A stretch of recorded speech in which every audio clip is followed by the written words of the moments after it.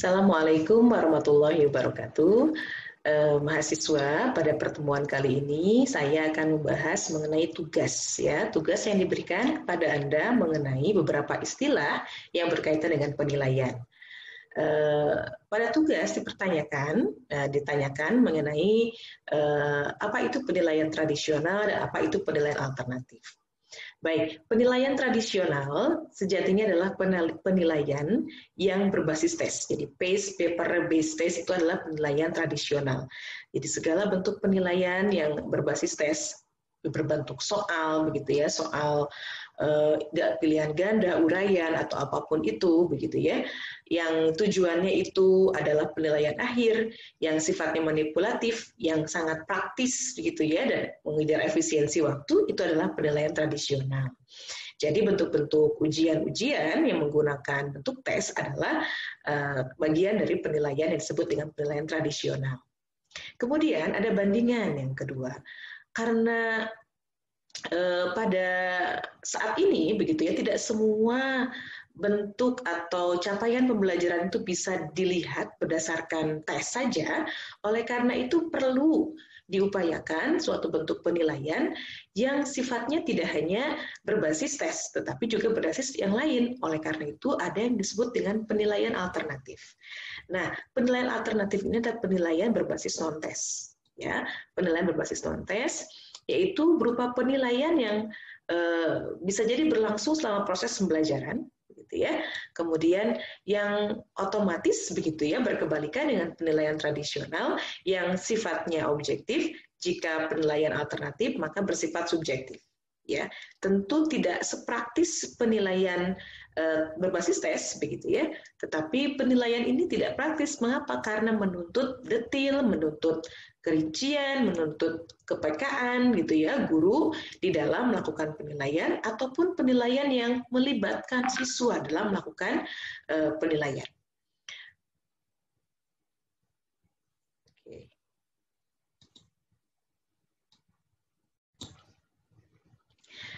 Baik, selanjutnya mari kita review bersama-sama tugas pekan lalu mengenai istilah penilaian berbasis kelas, penilaian performansi, kemudian ada penilaian berbasis produk, ya, ada penilaian autentik, penilaian berbasis proyek, dan penilaian sikap.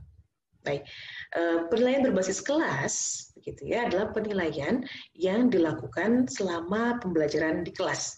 Itu penilaian, segala bentuk penilaian, baik itu yang bersifat tes maupun non-tes, begitu ya, yang dilakukan oleh guru sebagai upaya untuk meningkatkan hasil capaian pembelajaran, untuk memperbaiki pembelajaran, ya, penilaian berbasis kelas. Yang kedua, penilaian performansi. Penilaian performansi sejatinya adalah penilaian yang menilai performance, yang menilai tampilan, yang menilai perilaku begitu ya siswa di kelas. Misalnya dalam kelas bahasa Indonesia, penilaian performansi bisa performansi berpidato dalam kompetensi keterampilan berbahasa berbicara, performansi berpuisi atau membaca atau mendeklamasikan puisi, performansi dalam berdrama, bermain drama, dramatisasi puisi dan sebagainya. Itu adalah penilaian performansi. Ya. Kemudian penilaian berbasis produk. Penilaian berbasis produk adalah penilaian yang hasilnya, begitu ya, yang hasil yang dicapai siswa itu adalah produk. Misalnya siswa membuat produk berupa tulisan, karangan karya ilmiah. Penilaian berbasis pada produk karangan karya ilmiah. Misalnya siswa menulis karangan berupa cerpen, maka penilaian itu berbasis pada karya produk cerpen siswa. Kemudian penilaian proyek. Ya, proyek ini adalah penilaian proses. Penilaian yang melihat bagaimana siswa melakukan proses untuk membentuk atau untuk menyusun proyek. Misalnya, siswa diberi tugas untuk membuat suatu pertunjukan, begitu ya, suatu pertunjukan sederhana di kelas. Nah, persiapan siswa melakukan pertunjukan, bagaimana siswa mempersiapkan pertunjukan, menyusun naskah, kemudian bagaimana siswa mengedit naskah, kemudian berlatih untuk pertunjukan tersebut dinilai melalui instrumen atau melalui proses penilaian proyek. Kemudian penilaian autentik. Penilaian autentik itu artinya nyata, begitu, real. Jadi penilaian yang didasarkan pada tugas yang nyata atau real. Baik tugas sebagai objek yang dinilai maupun situasi penilaiannya juga nyata atau real, gitu ya. Jadi tidak manipulatif. Guru dan siswa jika tugasnya menulis, maka konteks penilaiannya adalah kegiatan menulis dan produk yang dinilai adalah produk menulis.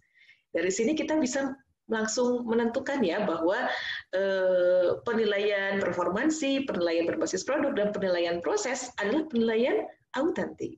Baik, kemudian tentang penilaian sikap. Ya, penilaian sikap adalah penilaian untuk melihat karakter, untuk melihat tanggapan, untuk melihat respons siswa terhadap suatu hal, begitu ya.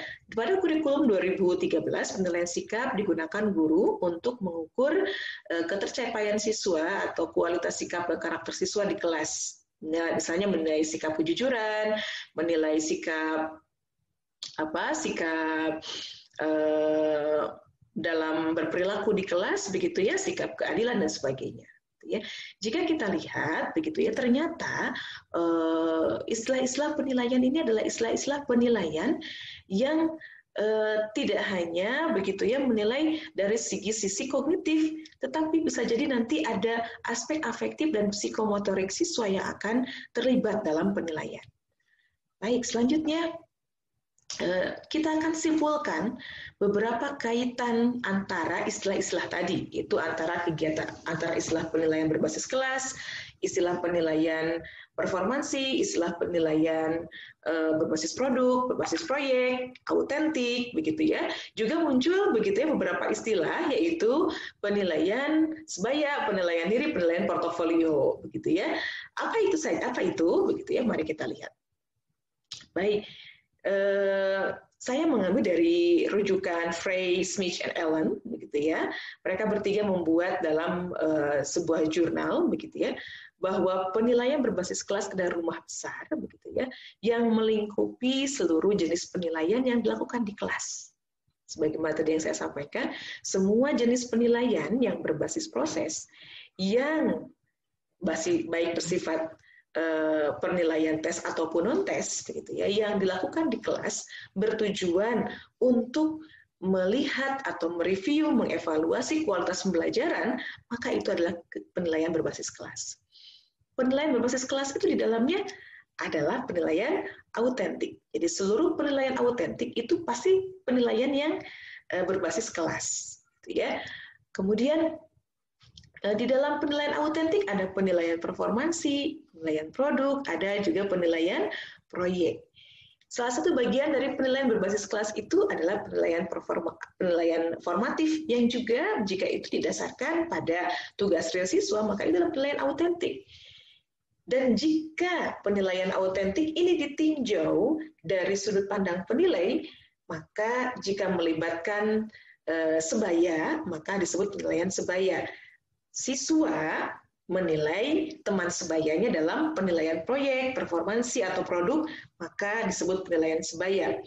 Siswa menilai kualitas dirinya, ketercapaian dirinya, hal-hal apa saja yang sudah diraihnya atau belum diraihnya, perlu dicapainya, diraihnya dalam pembelajaran, maka itu penilaian diri, gitu ya. Kemudian jika penilaian produk itu dikumpulkan, didokumentasikan perkembangannya dari waktu ke waktu, maka disebut penilaian portofolio. Baik, sampai di sini apakah sudah paham? Baik, kita akan beranjak pada penjelasan selanjutnya mengenai penilaian autentik, ya. Penilaian autentik menurut Stiggins, gitu ya. Secara konteks aktivitasnya tadi saya katakan realistis, ya. Tugasnya bisa jadi berbasis performansi atau produk. Tugasnya kognitif kompleks. Mengapa kognitif kompleks? Karena dalam penilaian autentik, semua bentuk kognitif tingkat tinggi atau high order thinking skill itu dilibatkan. ya, mulai dari menganalisis, mengevaluasi, dan yang paling tinggi yaitu to create atau mencipta. Siswa mencipta suatu produk, siswa mencipta suatu pertunjukan, arrange, ya, menyusun, merancang, itu adalah kognitif tingkat tinggi, sehingga kognitifnya kompleks yang dibutuhkan. Kemudian peran siswa. Peran siswa bergantung pada jawaban atau produk yang dihasilkannya. Ya, jika itu penilaian performansi kan kaitannya dengan performansi. Jika itu produk yang dihasilkan, maka produk yang dihasilkan. Kemudian penilaiannya formatif. Ya, tadi ya, penilaiannya dilakukan tujuannya untuk apa? Untuk memperbaiki kualitas pembelajaran di tengah-tengah proses pembelajaran. Kemudian kolaborasi antara siswa dan guru. Siswa berkolaborasi dengan guru dalam penilaian. Kemudian penskoran seperti apa? Kriteria penskoran diketahui dan dirancang oleh siswa. Ya, jadi guru bisa bertanya dulu kepada siswa bahwa kriteria apa saja yang akan dicapai dalam pembelajaran hari ini. Misalnya untuk menulis puisi, capaian apa saja yang bisa diraih oleh Anda pada pertemuan ini. Misalnya siswa akan menulis belajar tentang diksi, begitu ya. Maka pada konteks diksilah siswa akan melakukan pembelajaran dan itu yang akan diraih pada saat itu. Jadi kriteria penskoran, kriteria penilaian diketahui dan dirancang oleh siswa. Kemudian indikator majemuk atau portofolio digunakan untuk penskoran. Indikatornya pasti majemuk, pasti banyak, tidak satu. Kalau menulis puisi, begitu ya, dalam hal tataran diksi, maka indikatornya banyak. Misalnya kemampuan dalam merancang kosakata, begitu ya, yang konotatif, begitu ya, bagaimana membentuk kata konkret dan sebagainya. Jadi indikator-indikatornya majemuk. Gitu. Kemudian portofolio. Jadi karya-karya puisi siswa itu akan dikumpulkan tahapan-tahapan perkembangan capaiannya. Tidak hanya puisi akhir siswa. Kemudian ekspektasi performansi dikuasai. Ya, tentu saja ini yang menjadi ciri khas dari penilaian autentik. Itu ya, bahwa ekspektasi performansi siswa itu betul-betul menjadi capaian utama, menjadi tujuan utama dalam penilaian. Selanjutnya, penilaian portofolio. Ya, portofolio ini menganut prinsip whole language. Jadi portofolio ini adalah kumpulan contoh karya siswa yang merekam, begitu, yang menjadi data, yang menjadi basis, begitu ya, siswa dalam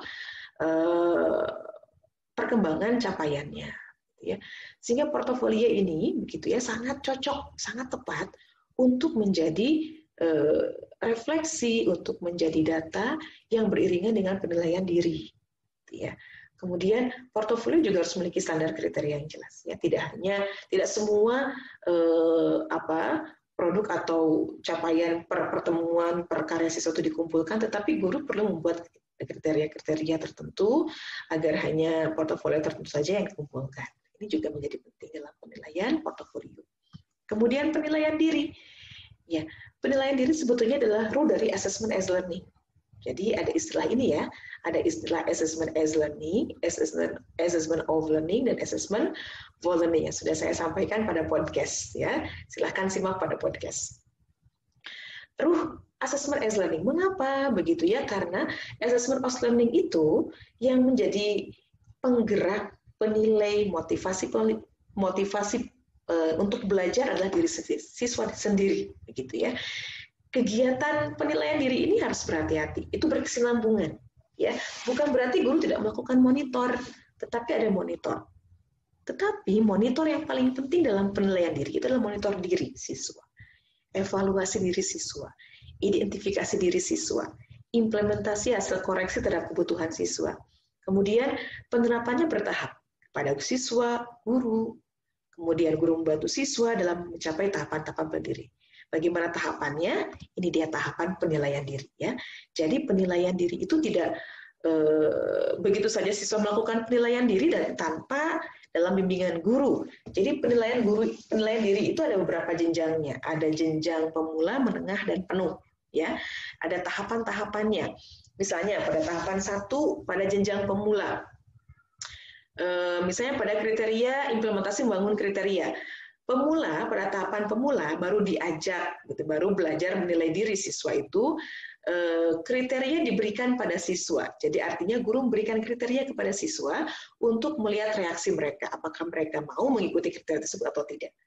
Gitu ya. Kemudian bagi yang jenjang menengah, siswa menyeleksi kriteria yang mungkin bagi mereka.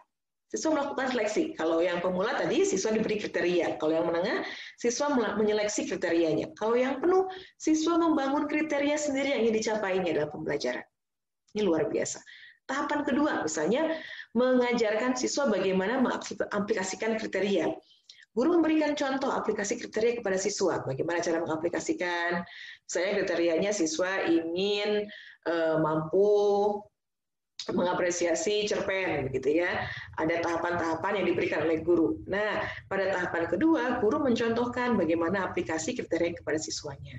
Ya, bagaimana cara menulis cerpennya tersebut. Bagaimana cara mengapresiasi cerpen tersebut. Hal-hal apa saja yang harus dilakukan oleh siswa. Itu pada tahapan pemula. Nah, pada tahap menengah, siswa yang tahap menengah, yaitu guru menjelaskan bagaimana menerapkan kriteria. Ya, kemudian hanya menjelaskan saja, tidak memberi contoh. Tahapan penuh, guru menjadi model bagaimana kriteria diterapkan. Kemudian tahapan 3, melakukan umpan balik ya pada siswa ketika mengaplikasikan kriteria. Pemula, guru melakukan umpan balik. Menengah, umpan balik dilakukan bersama-sama dengan guru. Yang penuh, guru memantau siswa melakukan umpan balik sendiri. Tahapan keempat, misalnya dalam kerangka merancang tujuan dan strategi pembelajaran. Pada siswa pemula, tujuan dan strategi ditentukan guru. Pada menengah, menu-menu pada tujuan dan strategi ditawarkan guru. Kemudian pada penuh, siswa membangun tujuan dan strategi sendiri. Ya, oke. Jadi dengan demikian, tahapan penilaian diri tidak bisa begitu saja ya. Guru memberikan kebebasan pada siswa untuk melakukan penilaian diri, tetapi guru membimbing sesuai dengan tahapan perkembangan, tahapan kemampuan siswa melakukan penilaian diri. Selanjutnya penilaian sebaya ya. Penilaian sebaya itu penilaian yang melibatkan siswa sebagai sebaya untuk memberikan umpan balik penilaian ya kepada teman-teman yang lainnya atas produknya, proses, performansi berdasarkan kriteria tertentu. Kemudian manfaatnya apa? Satu, memahami standar akademik. Siswa akan memaham tentang standar akademik yang harus mereka lakukan. Yang kedua, siswa memahami kriteria penilaian dan bagaimana cara mereka mengaplikasikan kriteria tersebut. Ya, kemudian siswa memahami alternatif pendekatan tugas akademik, mampu mengembangkan kemampuannya membuat pertimbangan yang dan benar berdasarkan sudut pandang yang benar. Kemudian siswa mampu mengembangkan kemampuannya untuk memberikan umpan balik yang membangun bagi sebaya, dan kemudian mempersiapkan diri untuk belajar mandiri dengan membangun kapasitas mereka dalam memonitor perkembangan daripada mengandalkan pihak yang lain. Jadi bukan berarti juga penilaian sebaya ini begitu adalah penilaian yang tanpa berbasis pada kriteria atau standar, begitu ya.